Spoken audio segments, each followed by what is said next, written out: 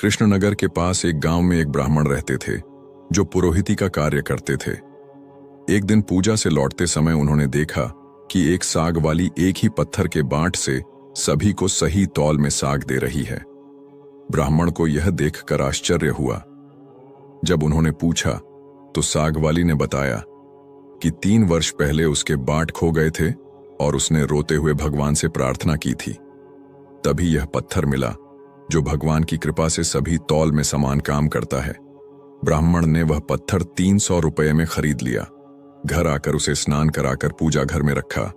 उसी दिन एक बालक ने उसकी पत्नी को कहा कि ठाकुर जी घर आ रहे हैं। ब्राह्मणी ने घर सजाया।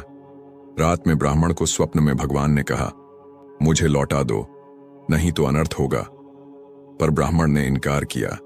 परिणाम स्वरूप क्रमशः उसका पुत्र, पुत्री और पत्नी सब मर गए, पर वह अडिग रहा। एक दिन 2 सुंदर बालक गंगा किनारे उसके पास आए। उन्होंने उससे प्रेम पूर्वक बात की और एक मुरली तथा एक दिव्य पुष्प दिया। ब्राह्मण ने वह फूल राजा को भेंट किया। राजा की रानी को वह इतना भाया कि उसने वैसा ही एक और फूल मांगा। ब्राह्मण ने मुरली बजाई। तब वही बालक पुनः प्रकट हुए और उसे पुष्पों के बगीचे में ले गए। वहां पहुंचकर ब्राह्मण ने देखा, चारों ओर दिव्य प्रकाश, पुष्पों की सुगंध और बीच में रत्नों का सिंहासन है। तभी उसके माथे की वह शिला नीचे गिरी, फटी और उसमें से भगवान लक्ष्मी नारायण प्रकट हुए।